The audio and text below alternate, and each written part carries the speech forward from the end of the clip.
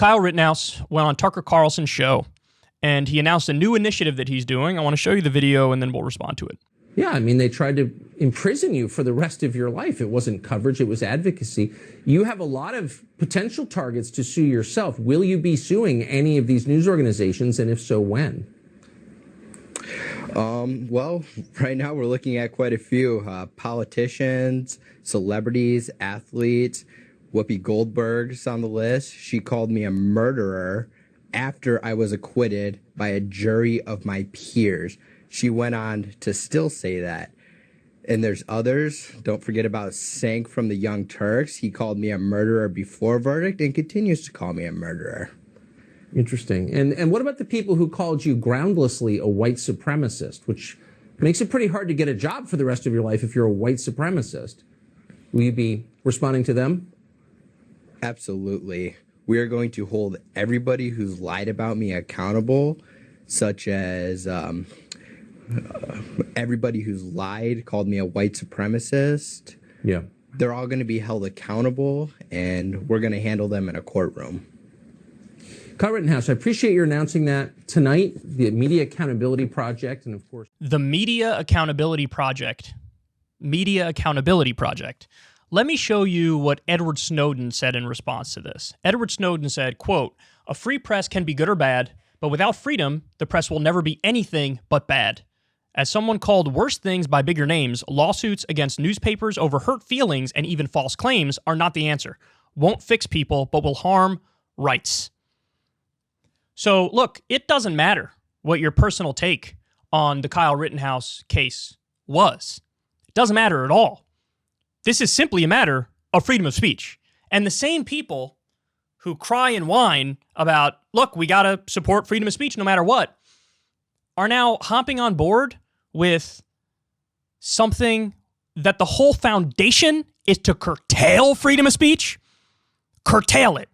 Curtail it. Now, he'll say, well, look, this is different. This is not freedom of speech because it's defamation, it's libel, it's slander. These are the arguments that he would make. I simply do not buy that argument for this obvious reason.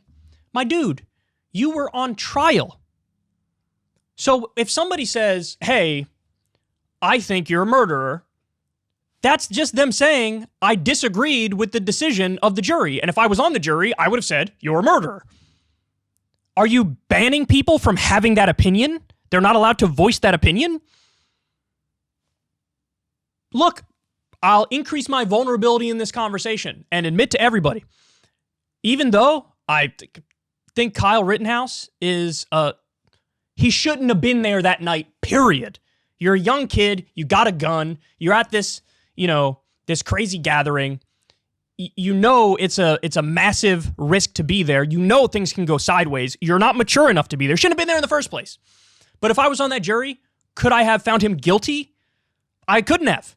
Because the way everything unfolded, when you look at the nuances and the specifics of how it went down, he has a somewhat reasonable case for self-defense.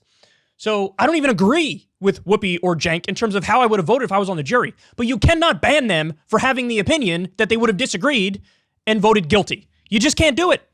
You can't do it. Okay, guys, just this week, and this Snowden said it best. He gets accused of way worse than I've ever been accused of, without a doubt.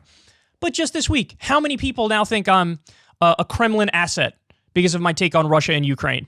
And then there's another group of people who say I'm a CIA asset. So you have two different groups of people, both doing what, if I want to get all up in my fifis and get outraged and offended, and if I want to be a snowflake and be triggered, I can say, look, this is libel, slander, defamation. None of that is true. It's objectively false, and it's rumors that spread like wildfire. So do I have the right? Should I have the right to sue people or take down their Twitter accounts or not allow them to speak anymore or give their opinion? Of course not. If you are any semblance of a public figure, whether you want it to be that or not, and people say really mean things about you or factually untrue things about you, it's still legal. The bar to clear for it to be libel or slander or defamation is super high for a good reason. For the reason of freedom of speech and free expression and a free press. And again, now the same people who cry and whine and bitch and moan all the time about, oh, deplatforming and censorship and crackdowns on free speech, now they are the advocates of said things. Tucker's advocating it. You know, thanking him for founding this media accountability project. Suing people for having a different opinion. You could even say it's a wrong opinion. Fine, but it doesn't matter. You can't sue them, shut them up, shake them down for money because they believe what they believe. So, I mean, just for the love of God, I'm getting whiplash from the flip-flopping. I really am. So, look, keep it real with you. www.getoverit.com, peckerhead. But I should be careful. Maybe he'll sue me for calling him a peckerhead. Hey, y'all, do me a favor and like and subscribe. It helps out big time in the algorithm. Click the bell as well for notifications when videos drop. And watch that video on screen right now. You know you want to.